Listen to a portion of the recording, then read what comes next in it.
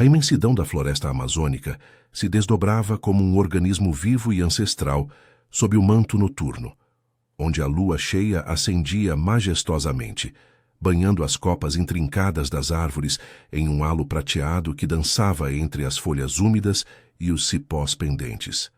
O ar noturno era espesso e multifacetado, carregado pelo perfume terroso da terra ainda impregnada de chuva recente, entremeado pelo aroma inconfundível de carnes selvagens, capivara e porco do mato, assando lentamente em espetos sobre fogueiras que crepitavam com voracidade, lançando faíscas alaranjadas para o céu estrelado. Folhas largas de bananeira faziam às vezes de pratos rústicos, e o som de risadas guturais, conversas animadas em dialetos mistos de português e expressões indígenas, e o tilintar de jarros de barro ecoava pela clareira central, que pulsava como o coração da festa da lua cheia. Essa celebração, profundamente enraizada nas tradições das comunidades ribeirinhas e indígenas que moldavam a identidade da matilha do Rio Negro, era um ritual sagrado de gratidão e coesão. Honrava os espíritos da selva pelos frutos da caça, fortalecia os laços de sangue entre alfas dominantes, betas leais e ômegas submissos, e permitia, por uma noite, que as hierarquias se suavizassem em meio à fartura. No entanto, naquela lua particularmente luminosa, uma tensão subterrânea pairava no ar, como o zumbido baixo de insetos antes de uma enxurrada, sinalizando discórdias latentes que ameaçavam romper a harmonia frágil. No epicentro da clareira, uma mesa extensa de madeira nobre de muiratinga, polida pelo tempo e pelas mãos calejadas dos artesãos da matilha, ostentava uma abundância que celebrava a generosidade da floresta. Pilhas de açaí viscoso e reluzente em tigelas de cerâmica, fatias suculentas de cupuaçu maduro que exalavam um doce cremoso, mangabas vermelhas e jambo roxo ao lado de jarros transbordantes de cachaça artesanal, destilada das raízes doces da cana silvestre local. Presidia o banquete Victor, o rei licano da matilha do Rio Negro, cuja presença impunha uma autoridade inquestionável, como a raiz profunda de uma árvore centenária ancorando o solo instável. Aos 30 anos, Victor era a encarnação da força primal. Sua estatura alta e imponente, com ombros largos e músculos definidos por décadas de caçadas implacáveis e confrontos territoriais contra invasores humanos e alcateias rivais, transmitia uma aura de invencibilidade. Sua pele bronzeada, beijada pelo sol equatorial, era cruzada por cicatrizes irregulares, marcas de garras e balas que narravam vitórias sangrentas e perdas irreparáveis. Cabelos pretos, curtos e ligeiramente desgrenhados pelo vento úmido da selva, emolduravam um rosto esculpido em ângulos duros. Maxilar quadrado, nariz reto e olhos verdes penetrantes, frios e calculistas como as profundezas escuras do Rio Negro em noites sem lua. Ele vestia uma camisa simples de linho cru, desabotoada no peito para exibir tatuagens tribais intrincadas, motivos de jaguares rugindo e luas em fases crescentes, inspirados nas lendas indígenas que permeavam a lore da matilha, simbolizando proteção e ciclo eterno. Ao seu lado direito, sentava-se Elara, sua prometida alfa, uma figura de beleza cortante e ambiciosa. Aos 28 anos, com cabelos loiros trançados meticulosamente, com penas vibrantes de arara vermelha e tucano, olhos azuis que faiscavam com uma inteligência afiada, e uma silhueta atlética acentuada por uma saia justa de couro tingido com pigmentos naturais. O noivado entre eles era uma manobra política astuta, forjada pelos anciãos para unir facções internas divididas por disputas territoriais, mas Elara enxergava nele não apenas um parceiro, mas um degrau para o trono absoluto, onde ela ditaria as leis da matilha. Lara, a ômega serva de 22 anos, deslizava entre os convidados como uma sombra etérea e graciosa, equilibrando uma bandeja pesada repleta de tacacá fumegante, o caldo espesso e azedo, fervilhando com o formigamento picante do jambu que adormecia a língua, camarões secos colhidos nos igarapés e folhas de chicória que adicionavam um amargor terroso. Sua existência na matilha era definida por uma herança amaldiçoada dentro da hierarquia rígida e impiedosa. Filha bastarda de um caçador humano errante que se acasalara com uma loba exilada por desobediência, ela fora criada nas periferias esquecidas do acampamento, treinada desde a infância para tarefas subalternas como lavar as redes de pesca no rio, preparar as refeições comunais em fogueiras abertas e colher frutas nas copas perigosas. Seus olhos castanhos profundos, bordados por cílios longos e carregados de uma melancolia resignada, contrastavam com a pele morena e lisa, salpicada por sardas sutis, adquiridas sob o sol impiedoso da Amazônia. Cabelos negros cacheados caíam em cascata selvagem até a cintura, presos apenas por uma fita trançada de cipó flexível, e ela trajava as vestes humildes das ômegas, uma saia longa de algodão cru, tingida com o vermelho vibrante do urucum que roçava o chão lamacento, e uma blusa folgada de malha tecida à mão, que não ocultava as curvas suaves e resistentes moldadas por anos de labuta incessante. Apesar de seu status degradante, Lara abrigava uma força interior tenaz, temperada pela rejeição constante. Os betas a tratavam com indiferença fria, os alfas com desdém protetor, e o estigma de filha do traidor a isolava como uma praga, pois seu pai havia sido executado publicamente por revelar segredos da matilha a madeireiros invasores em busca de lucro rápido, deixando-a órfã e sem direitos a um companheiro ou herança. Enquanto circulava pela mesa dos líderes, o vapor escaldante do tacacá subindo e embaçando momentaneamente sua visão, os olhos de Lara cometeram um deslize fatal. Eles se cruzaram, por um breve e imprudente instante, com os de Rafael, o beta proeminente convidado da matilha das Serras Azuis, uma alcateia aliada das serras escarpadas do interior mato-grossense. Rafael era o antípoda da ferocidade alfa tradicional, charmoso e acessível, com um sorriso cativante que iluminava seu rosto angular e bem-humorado, cabelos castanhos curtos e desgrenhados pelo vento das montanhas, e olhos castanhos quentes que transmitiam uma empatia genuína, rara em um mundo de presas e dominação. Ele ergueu a concha de madeira para provar o prato, e naquele segundo de conexão visual, Lara permitiu-se um devaneio fugaz, imaginar uma existência além da servidão perpétua, um toque gentil sem ordens, uma conversa que a fizesse se sentir humana, não mera engrenagem na máquina da matilha. Mas o erro foi percebido de imediato pelos sentidos hiperagudos de Victor, que detectou o olhar desviado como uma afronta pessoal, uma faísca que acendia o pavio de sua possessividade latente. O rei se inclinou para a frente na mesa, seus músculos poderosos se contraindo visivelmente sob a camisa fina, e um rosnado baixo e visceral brotou de sua garganta, reverberando pelo ar denso como o rugido primordial de uma onça pintada ecoando nas profundezas da selva.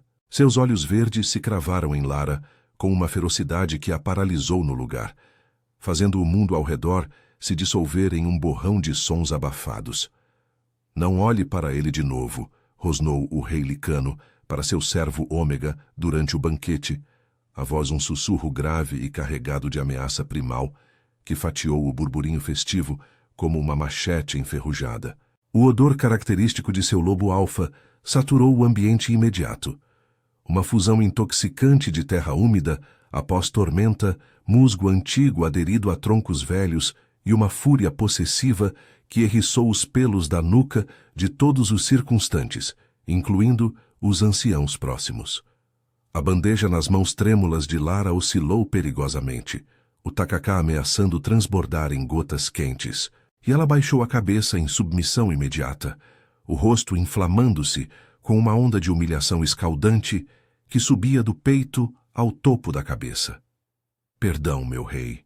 Foi um erro", murmurou ela, a voz entrecortada, mas impregnada de uma resiliência forjada em anos de humilhações, ecoando os códigos de respeito arraigados na cultura da matilha, onde um olhar errado podia equivaler a uma sentença de exílio ou humilhação pública. Elara, atenta à cena, curvou os lábios em um sorriso sutil e tóxico, seus dedos longos tamborilando possessivamente no antebraço de Victor, como se reafirmasse seu território disputado. Os anciãos da matilha, posicionados em bancos baixos entalhados com símbolos de serpentes enroladas e rios sinuosos, ecos das artes indígenas que influenciavam suas crenças, trocaram olhares carregados de preocupação. A aliança com as Serras Azuis era um equilíbrio precário, e incidentes como esse podiam inflamar desconfianças antigas, ameaçando a paz territorial conquistada a duras penas. Rafael, ciente da tempestade que se formava, desviou o olhar rapidamente e voltou a se concentrar em sua refeição. Mas o estrago estava consumado, uma rachadura invisível na fachada de unidade. Lara recuou às pressas para as bordas sombreadas da clareira, onde as silhuetas imponentes das árvores de Samaúma se entrelaçavam como sentinelas protetoras, o coração galopando em descompasso violento. Ela não compreendia o porquê daquela reação tão visceral do rei. Ômegas em sua posição eram meras silhuetas na periferia da existência da matilha, destinadas a servir sem aspirações ou olhares desviados. Contudo, no fundo de seu peito, um formigamento inquietante começava a se manifestar. Um puxão sutil que ela atribuía ao pavor imediato, ignorando que era o despertar de algo ancestral e inexorável. Enquanto a festa se desenrolava com vitalidade renovada, danças circulares ao som ritmado de tambores ocos de tronco, violas caipiras dedilhadas por betas das Serras Azuis e o aroma de mais carnes sendo viradas nas brasas, Victor esmagou o copo de cachaça em sua mão, o líquido ardente descendo pela garganta como lava vulcânica, queimando não só o esôfago, mas as barreiras que ele erguera ao redor de seu coração endurecido. Seu lobo interior uivava em tormento silencioso, o laço de companheira, uma ligação rara, quase mítica na lore dos lobisomens, proibida para um rei atado por deveres políticos e rompendo pela primeira vez com clareza avassaladora. Ele era noivo de Elara por necessidade estratégica, um sacrifício para a estabilidade da matilha, mas o cheiro sutil de Lara, jasmim selvagem entrelaçado ao frescor revigorante do rio, o assombrava como um feitiço inescapável. A lua, testemunha impassível de todos os segredos da floresta, observava o turbilhão interno do rei, e na Amazônia, terra de destinos tecidos por espíritos invisíveis, aquele rosnado impulsivo havia semeado as raízes de uma transformação que abalaria as fundações da matilha inteira. Capítulo 2. Sombras do passado e laços invisíveis.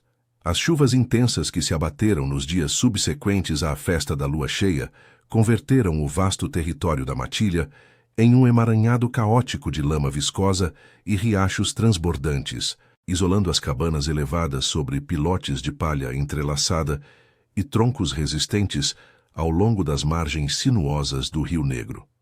O ar permanecia saturado de umidade opressiva, com o coro incessante de sapos coachando nas poças e o zumbido persistente de mosquitos que teciam véus invisíveis na penumbra do crepúsculo eterno. Lara despertava antes que o sol despontasse no horizonte enevoado, como ditava sua rotina implacável, para cumprir as obrigações diárias que definiam sua existência. Mergulhava as roupas sujas na água turva do igarapé adjacente, esfregando-as com sabão rudimentar, extraído da raiz de guaraná, que espumava em bolhas cremosas, e aventurava-se pelas trilhas estreitas da selva para colher folhas frescas de boldo, ervas medicinais de cipotão e frutas silvestres que pendiam como joias maduras das copas altas. Seus músculos protestavam com uma dor constante e familiar, mas era nesses momentos de solidão absoluta, com o gotejar ritmado da chuva nas folhas largas acima, que ela ruminava o incidente do banquete. Porque Victor, o rei intocável, havia reagido com tamanha veemência a um mero olhar. Ômegas como ela eram entidades periféricas na estrutura social da matilha, inspirada nas dinâmicas das comunidades ribeirinhas, onde as mulheres sustentavam o clã com trabalho invisível, mas sem voz nas decisões ou no destino. Lara carregava o fardo de seu passado como uma mochila pesada de pedras. Órfã aos 12 anos, após a execução pública de seu pai, O caçador, que, movido pela pobreza extrema, traíra a matilha, revelando rotas secretas a madeireiros gananciosos. Ela fora relegada ao esquecimento, sem direito a um companheiro alfa ou a uma posição de respeito, vivendo à margem como uma lembrança incômoda de fraquezas passadas. Naquela tarde de chuva particularmente torrencial, que transformava o céu em um véu cinzento e incessante, Lara se ocupava na cozinha comunal aberta, uma estrutura coberta por folhas impermeáveis de palmeira, onde um caldeirão de ferro borbulhava com peixe moqueado fresco, envolto em folhas de banana e temperado com farinha de mandioca torrada, pimenta malagueta ardente e ramos de coentro colhido ao amanhecer. O aroma reconfortante se espalhava como um bálsamo contra a umidade, atraindo olhares famintos dos moradores próximos. Foi então que Rafael surgiu na periferia do acampamento, seus passos cautelosos chapinhando na lama, sob o pretexto oficial de avançar nas negociações da aliança com Victor. No entanto, seus instintos o guiaram diretamente à cozinha, onde o cheiro acolhedor o envolveu como um abraço perdido. Ei, Ômega! Lara, certo?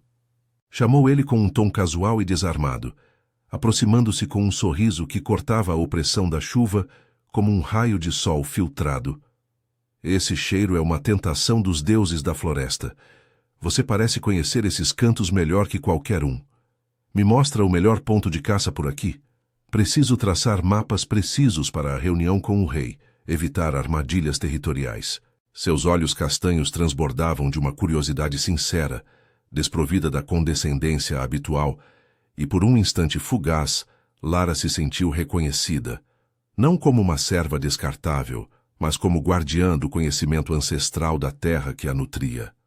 Após uma hesitação breve, marcada pelo conflito interno entre obediência e anseio por conexão, ela aqueceu com um aceno sutil e o conduziu pela trilha enlameada, que serpenteava entre árvores imponentes de castanheira e emaranhados de cipós viscosos.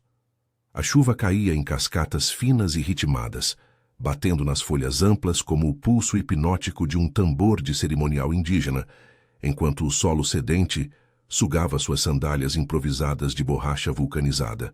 Rafael preenchia o silêncio com anedotas leves sobre sua alcateia nas Serras Azuis. As festas vibrantes com forró dançante ao luar, onde violas e zabumbas ecoavam até o amanhecer. As caçadas coletivas que culminavam em churrascos de pequi assado no fogo lento, compartilhados em círculos de igualdade, e a relativa liberdade que betas como ele desfrutavam, longe da rigidez alfa. Lá em cima, nas montanhas, as ômegas não são confinadas a sombras eternas, confidenciou ele, lançando um olhar solidário que aquecia mais que o vapor da chuva. Você merece visibilidade, Lara. Ouvi sussurros sobre seu pai. Ele era um visionário corajoso, não um traidor covarde. A matilha erra em punir o sangue inocente. Pela primeira vez em um ciclo lunar inteiro, Lara soltou uma risada baixa e autêntica, um som cristalino que se entrelaçava ao murmúrio da água, aliviando o nó apertado em seu peito como uma erva curativa. Eles emergiram em uma clareira oculta, onde pegadas recentes de capivara frescas marcavam o solo úmido, e Rafael apontou para as trilhas, elogiando sua percepção aguçada com uma admiração genuína que a fez corar. O encanto efêmero, porém, foi despedaçado por um uivo agudo e dominante que fendeu a selva como uma flecha envenenada.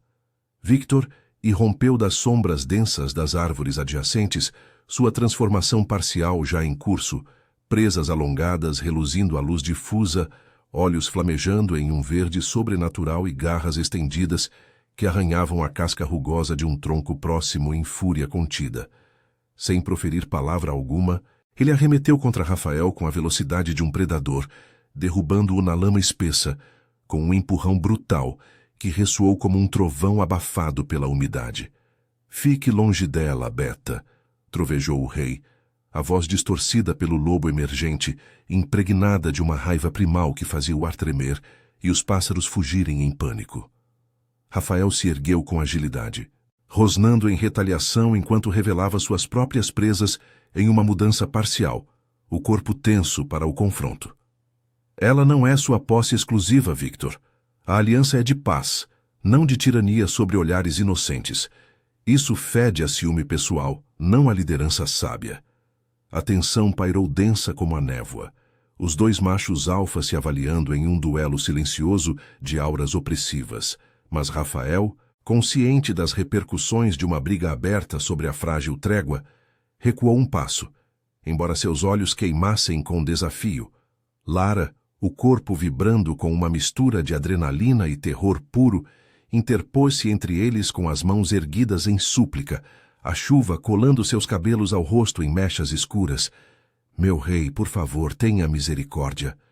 Eu só o guiei pelo caminho como uma boa anfitriã da matilha.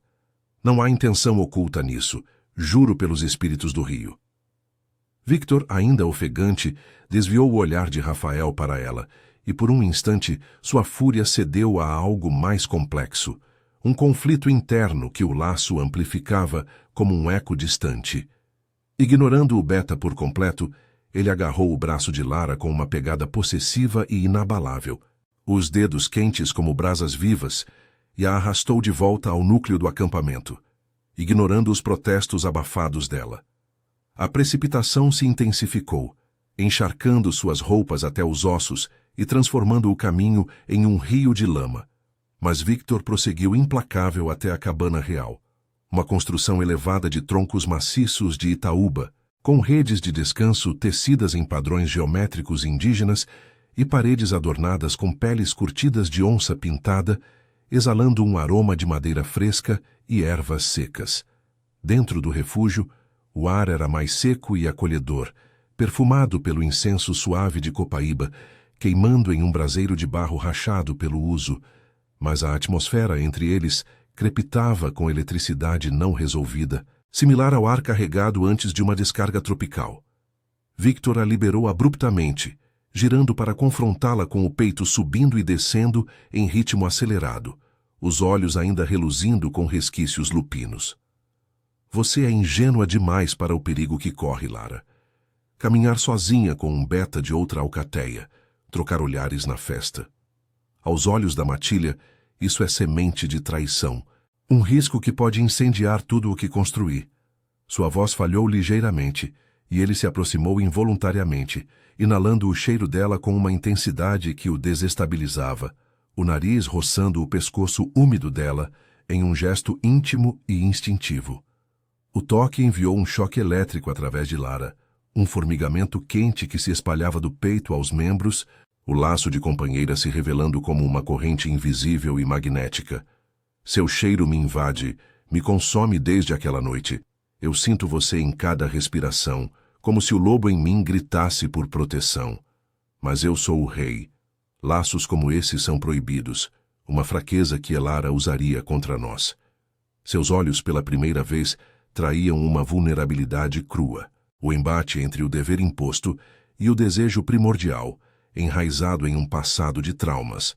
Victor havia perdido toda a família em uma emboscada humana perto de Manaus, 10 anos antes, jurando nunca mais se permitir laços que pudessem ser explorados como alvos. Lara retirou o braço devagar, as lágrimas se fundindo à chuva em seu rosto, escorrendo em riachos salgados que ardiam como feridas abertas. Eu sou apenas uma ômega bastarda, majestade, marcada pela vergonha do meu sangue. Por que um olhar meu abalaria o grande Victor?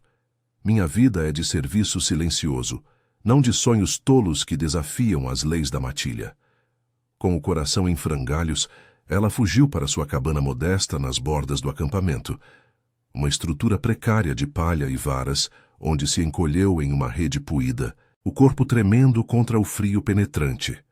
O puxão no peito, porém, se recusava a dissipar, um chamado insistente que a mantinha acordada, questionando sua sanidade. Na cabana real, Victor passingava como um animal enjaulado, combatendo o instinto com punhos cerrados. Elara, ocultada nas sombras com uma Beta confidente, captara fragmentos da altercação e esboçou um sorriso gélido e calculista. Ela iniciaria sua teia de intrigas. Sussurros venenosos aos anciãos, retratando Lara como uma sedutora manipuladora para desmantelar o laço emergente e solidificar seu controle sobre o rei e a aliança. A chuva martelava impiedosa nas folhas, purificando a selva superficialmente, mas nutrindo as raízes sombrias da traição que se entrelaçavam no tecido da matilha, prometendo um vendaval de dor e desmascaramento iminente. Capítulo 3. Traição nas águas profundas. A aliança com a matilha das Serras Azuis oscilava como uma embarcação frágil nas correntes turbulentas do Rio Negro, e Victor, pressentindo o colapso iminente, decretou uma reunião solene no salão central da matilha. Uma maloca vasta e circular, erguida com troncos robustos de pau-brasil avermelhado e telhado inclinado de palha de buriti trançada, decorada com murais vibrantes em tons de ocre, negro e vermelho, que retratavam guerreiros lobos em confrontos épicos contra sombras humanas e bestas rivais. O interior era um microcosmo da umidade amazônica, abafado e impregnado pelo incenso espesso de copaíba, ardendo em braseiros de cerâmica, modelada à mão, misturando-se ao odor terroso do solo batido e ao suor ansioso dos reunidos. Os anciãos, lobisomens idosos com peles enrugadas pelo tempo e olhos turvos mas penetrantes que haviam testemunhado ciclos inteiros de luas e guerras, ocupavam bancos entalhados com relevos de rios meandrantes, serpentes emplumadas e animais totêmicos, herança direta das artes indígenas que infundiam a espiritualidade da matilha. Betas e alfas formavam um semicírculo reverente ao redor do espaço central, o burburinho de vozes sussurradas evocando o fluxo constante de um igarapé escondido, carregado de especulações sobre o futuro da aliança. Lara foi convocada como testemunha principal, uma distinção rara e aterradora para alguém de seu escalão humilde, que a deixava exposta como uma folha ao vento da julgamento. Ela adentrou a maloca com o pulso acelerado como o bater de asas de uma arara em fuga, o coração ecoando em seus ouvidos, trajando sua saia mais elaborada, rodada e bordada com miçangas coloridas em padrões florais, um relicário de uma tia materna distante, e uma blusa branca imaculada, recém-lavada, mas se sentia nua e vulnerável sob os olhares coletivos, predatórios e julgadores. Elara, entronada ao lado de Victor em um assento elevado de madeira polida e entalhada com motivos de garras e presas, iniciou o interrogatório com uma voz melíflua e venenosa, os olhos azuis reluzindo com uma malícia encoberta por véus de preocupação fingida. Meu prometido e soberano rei, esta ômega serva tem tramado nas sombras para minar nossa unidade. Eu testemunhei pessoalmente na festa da lua, olhares provocantes trocados com Rafael, cheios de intenção lasciva que desafiavam a hierarquia sagrada. E, subsequentemente, passeios clandestinos pela floresta, longe da vigilância da matilha, onde palavras doces foram sussurradas para semear discórdia. Ela almeja dividir-nos no momento em que a aliança com as Serras Azuis é vital para nossa sobrevivência contra os humanos. Os anciãos assentiram em murmúrios roucos, suas expressões gravadas pela rigidez cultural da matilha, onde a lealdade era o fundamento da existência, ecoando as normas das comunidades ribeirinhas, em que traições internas levavam a ostracismo severo, condenando os culpados à fome e aos perigos da selva profunda, lar de jacarés vorazes e serpentes de veneno letal. Rafael, posicionado como representante da aliança, ergueu-se com uma indignação flamejante, o rosto corando sob a luz oscilante das tochas de resina que iluminavam a maloca. Isso é uma calúnia descarada, Elara. Lara me ofereceu apenas orientação prática pelos caminhos de caça, como dicta a hospitalidade ancestral da matilha do Rio Negro. Não houve sedução ou conspiração, apenas uma conversa honesta entre aliados. Acusá-la assim é um ataque direto à nossa trégua, uma manobra para sabotar o que construímos. Sua voz ecoou com convicção, mas Elara, imperturbável, acenou para uma testemunha fabricada, uma beta serva de olhos evasivos e postura servil que depôs com detalhes meticulosos sobre ter visto Lara colhendo ervas proibidas, arruda amarga, guiné curandeiro e folhas de mamona, perto do igarapé sagrado, alegando seu uso em rituais de sedução para enfeitiçar o rei e romper a aliança. A falsidade era tecida com precisão, invocando tabus antigos da lore werewolf contra a bruxaria, e a multidão explodiu em rosnados coletivos, o ar se enchendo de um fedor acre de raiva compartilhada, como fumaça de uma fogueira descontrolada. Lara foi arrastada para fora da maloca por guardas betas musculosos, suas mãos delicadas se debatendo inutilmente contra as garras que a imobilizavam. O pânico subindo como bile em sua garganta. Eles aprenderam a uma samaúma sagrada, a árvore colossal cujas raízes grossas e interligadas formavam um emaranhado vivo como as veias da Mãe Terra, um local ancestral de punições rituais, onde os espíritos da floresta supostamente julgavam as almas. Isolada sob a lua crescente que se esgueirava através das copas entrelaçadas, Lara desabou em soluços silenciosos, o corpo inteiro doendo, onde as cordas de cipó áspero mordiam sua pele morena, deixando sulcos vermelhos que pulsavam como corações partidos em agonia. A umidade noturna se infiltrava em seus ossos frios, e o coro distante de macacos uivadores e o coachar de rãs parecia uma sinfonia de zombaria cruel para sua solidão absoluta. Por que espíritos ancestrais da floresta? Eu busquei apenas um vislumbre de bondade em um mundo que me esmaga sob o peso da rejeição, sussurrou ela para as trevas envolventes, as lágrimas traçando caminhos quentes e incessantes por suas bochechas, misturando-se ao suor da humilhação. Seu histórico de sofrimentos, a mãe perecida no parto complicado, o pai decapitado em praça pública, a infertilidade murmurada como maldição pelas curandeiras da matilha, atribuída ao sangue misto impuro, pesava como correntes invisíveis, mas uma centelha de resiliência teimosa ardia em seu núcleo, alimentada pelo laço misterioso que a ancorava, mesmo em meio ao desespero. Passos furtivos romperam a quietude opressiva e Victor materializou-se das sombras como um fantasma da selva, sua silhueta alta e sombria recortada contra o luar filtrado. Sem úter uma sílaba, ele esticou uma garra afiada como lâmina de obsidiana e cortou as amarras com um movimento preciso e deliberado, o cipó se rompendo com um estalo seco como um suspiro liberado. Seus olhos verdes estavam nublados por um tormento profundo, o rosto sulcado por rugas de dúvida que o faziam parecer mais velho que seus anos. Eu penetrei a mentira, Lara. Elara tece essa armadilha para me dobrar à sua vontade, usando a acusação para forçar a aliança em moldes que a favorecem e me acorrentar ao noivado eterno. Seu cheiro grita ambição podre. Não devo lealdade genuína à matilha. Ele a auxiliou a se pôr de pé, atraindo-a para um abraço instintivo e protetor, o calor irradiando de seu corpo amplo, contrastando violentamente com o frio cortante da noite. Nesse instante, o laço de companheira irrompeu em plenitude avassaladora. Uma torrente de energia primal os atravessou, arrancando suspiros sincronizados de seus peitos, enquanto visões compartilhadas inundavam suas mentes. Uma matilha florescente, sob luas benignas, filhotes correndo alegres pelas trilhas com pelagens híbridas, um amor que transcendia castas e cicatrizes emocionais, tecendo um futuro de unidade verdadeira.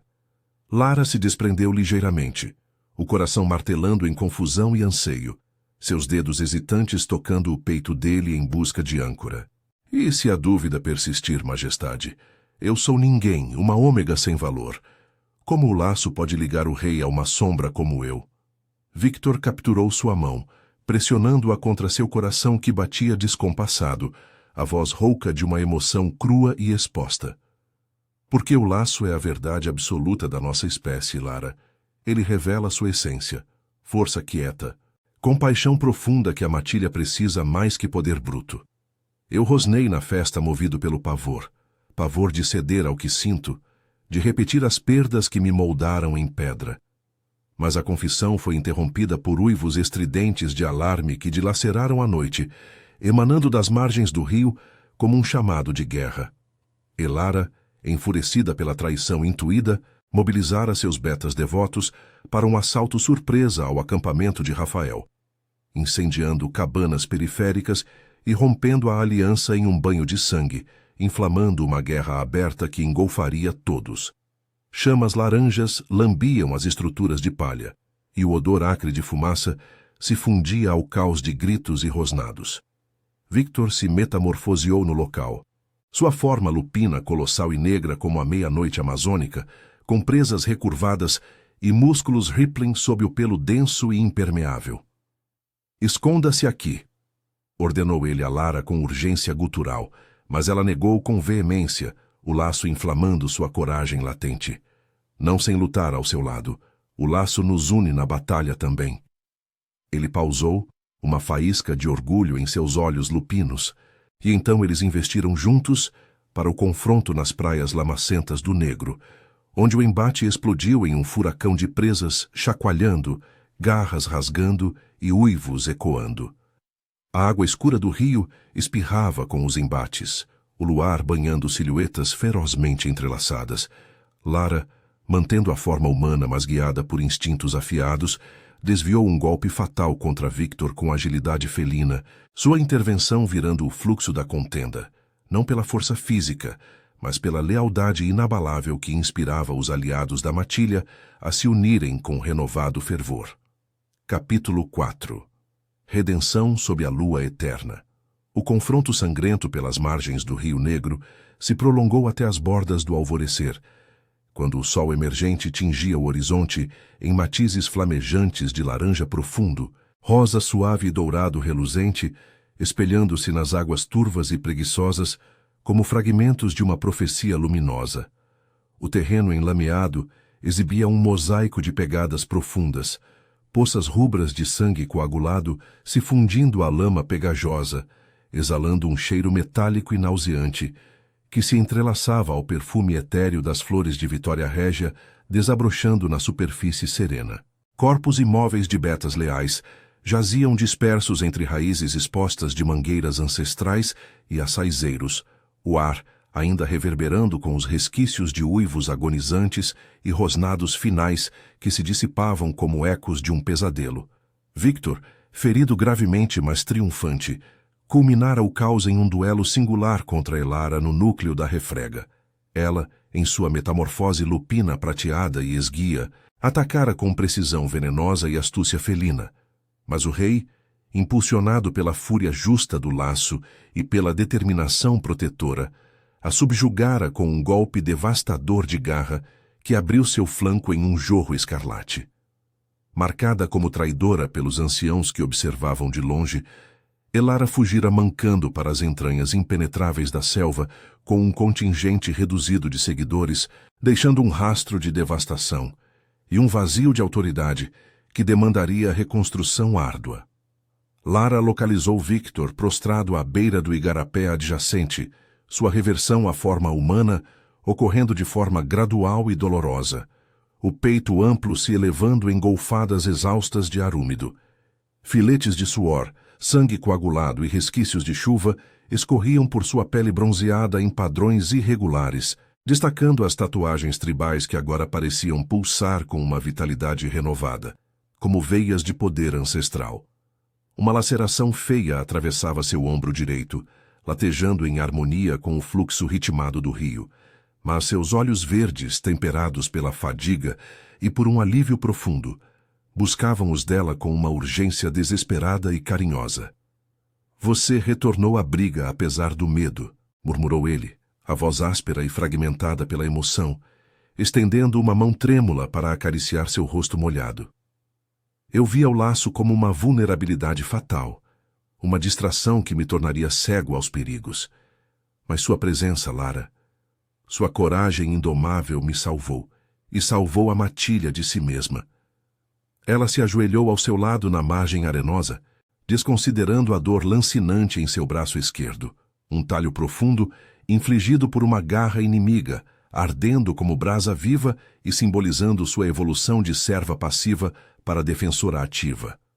Na tradição da matilha, impregnada pelas narrativas de redenção das populações amazônicas, onde atos de bravura nas águas ou na mata absolviam culpas antigas e restauravam honras perdidas, Lara havia demonstrado um valor que transcendia as divisões de casta, inspirando até os betas hesitantes a lutarem com renovada ferocidade.